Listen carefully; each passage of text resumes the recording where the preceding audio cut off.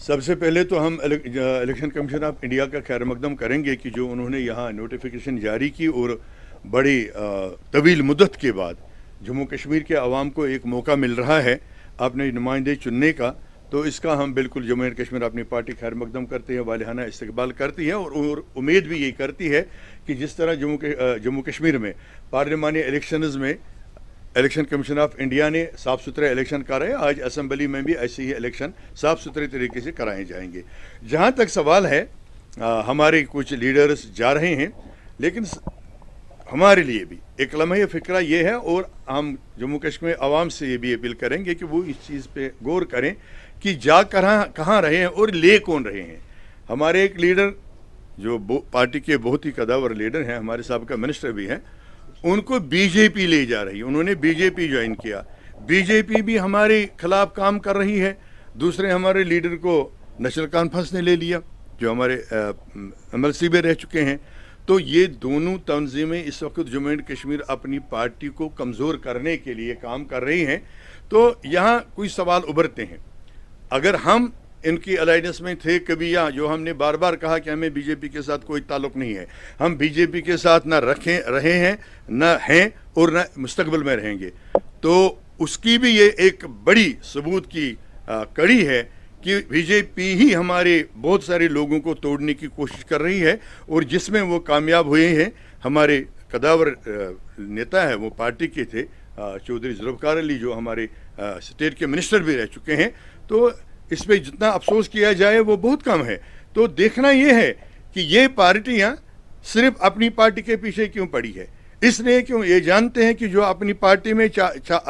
نے 4 برسوں میں سچ کی سیاست کی، لوگوں کو حقیقت کی باتیں بنائی، زمینوں کا تحفظ لایا، مرکزی سرکار کو مجبور کر دیا، زمین کا تحفظ لایا، نوکریوں کا تحفظ لایا، قیدیوں کو جیل سے چھڑایا، علماء کو جیل سے چھڑایا، اور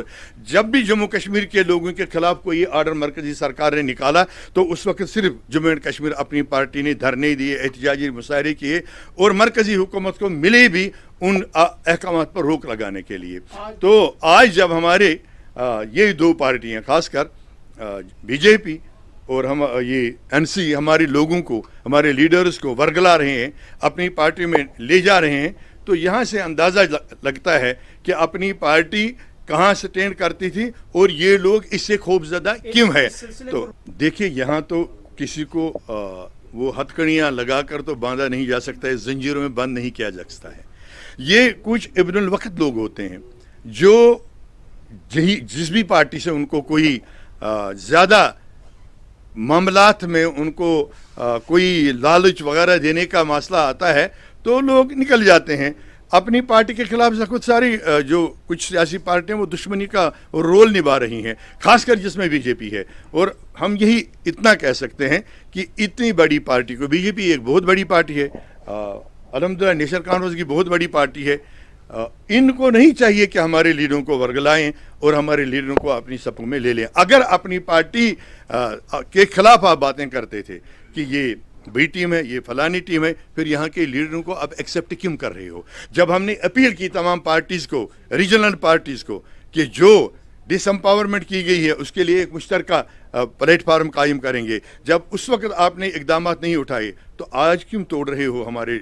جو لوگ ہیں ان کو کیوں لے جا رہے ہو؟ اور اپنی پارٹی سے اگر تم اتنے خوف زدہ ہو تو سیاسی مقابلہ کرو، لیڈروں کو کیوں ورگلا رہے ہو؟ اپنی پارٹی نے کہا ہے ہمیشہ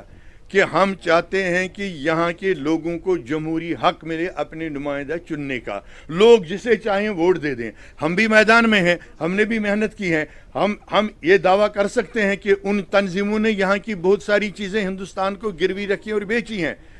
اپنی پارٹی نے وہاں سے کچھ لایا ہے۔ جیسے میں نے ابھی عرض کیا، ہم نے زمینوں کا تحفظ لایا، نوکریوں کا تحفظ لایا، قیدیوں کو رہا کروایا، علماء کو رہا کروایا، کووڈ میں 3000 لوگوں کو اپنے گھروں تک پہنچا دیا، اور یہ واحد جماعت ہے جو منرلز کے خلاف، منرلز کی لوٹ کے خلاف آواز بلند کرتی رہی، بجلی فیس کے خلاف، سمارٹ میٹرز کے خلاف، کس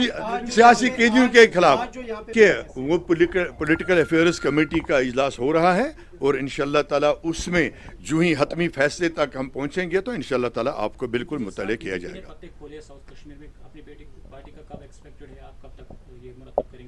जैसे मैंने अर्ज़ किया कि आज हमारी पॉलिटिकल अफेयर्स कमेटी की और पार्लिमानी अमूर की जो हमारी बॉडी है उनकी मीटिंग हो रही है, इंशाअल्लाह ताला उसमें फाइनल किया जाएगा और इंशाअल्लाह ताला आपको बिल्कुल उससे खबर